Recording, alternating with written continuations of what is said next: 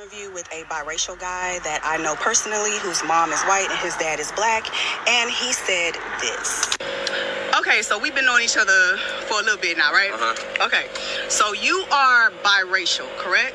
Half black, half white. Okay, so who is black, your mom or your dad? My dad. Okay, so your dad is black, your mom is white. Okay, so how do you feel about me saying that I see you as a biracial person and not a black man? How does that make you feel?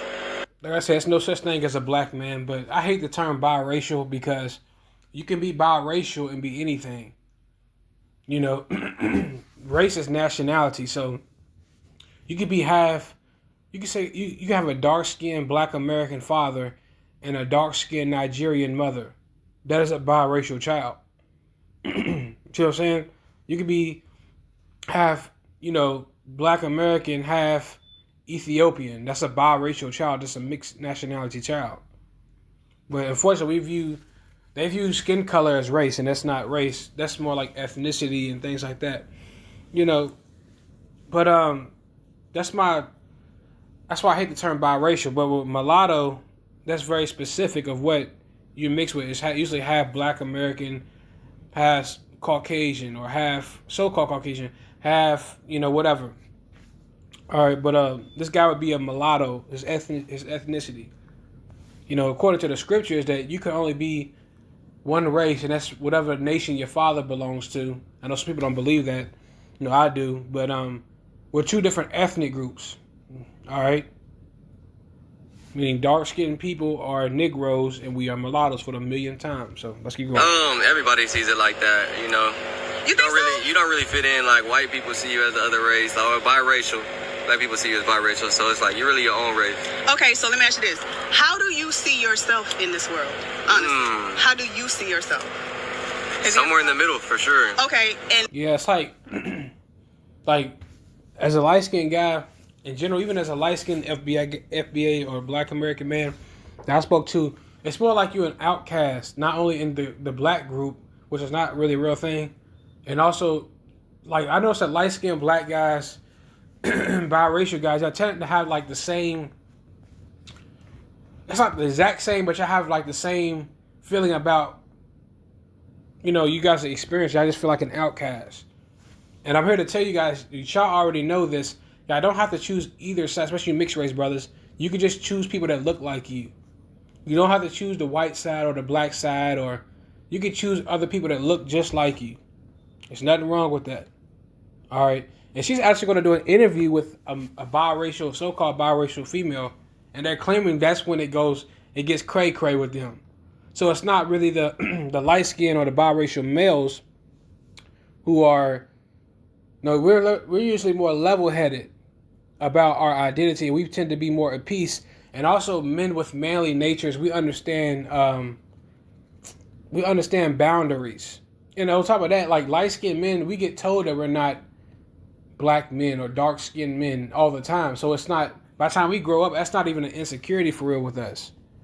We kind of already, we've already been through that experience as children. You get told that you ain't dark enough, you're not black enough. So we understand it's a difference. But with the women, they kind of accept it in those spaces. So, and black men purposely call them black women so they can compete with black women. That's why they do that, to boost their egos. But we understand those things, and also there's a lot of boundaries placed with light-skinned men in general, including biracial men. And they'll tell you that you're not, and they'll treat you like you're not the real thing either. So we're kind of at peace with that. But with the women, they say it can get crazy. So, and she's going to do an interview. She's supposed to be doing an interview with a biracial female, and we're going to see how that plays out, though. But who knows? And so I think that that's beautiful because I feel like people who are mixed race, who clearly have one parent that's something, clearly have another parent, I feel like you shouldn't have to choose. You're mixed. Great point. That's how you got here. So if you just say I'm a black man, you kind of like saying, well, limiting your other half, half, what happened to your mom? She the one that gave birth. Not even just limiting your other half, you're just limiting you. Both sides, like you're your own individual. You're your own identity. Like, why would you want to be in a dark-skinned man's shadow or a white man's shadow? Like, if you take black and white and mix it together, it makes gray. That's a completely separate group or color than white or black. That has its own identity. All right? You don't have to choose degrade them and say, well, I'm white today, or I'm black today, I have to pick a side. No, that they have its own color.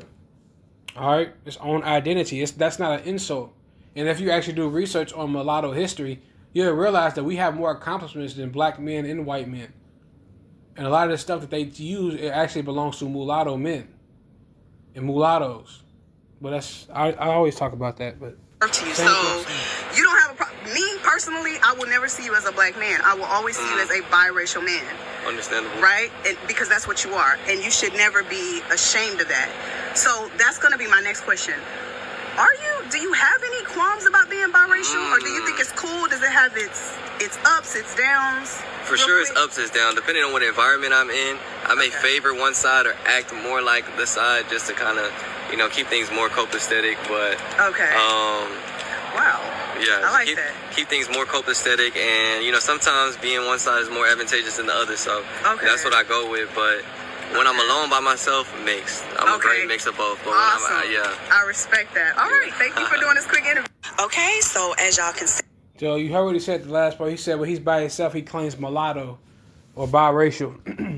And but when he's around the other groups, he kind of like walk on eggshells and just fit in to try to keep peace, basically. And that's why I said we need to create our own thing so we can feel more comfortable and we will not have to choose a side, But let me see what she has to say. When I am in the presence of biracials, I tell them that I see them as biracial. I have no problem saying that directly to your face like I just did. And what I like is he actually sees himself as biracial. And that's the way it's supposed to be. So wasn't that beautiful? All right, let me know what y'all think in the comments. Only thing I don't like is the biracial term for mixed people. I think you should just call them mulatto because it's very specific and anybody can be biracial. But I want them to be more specific.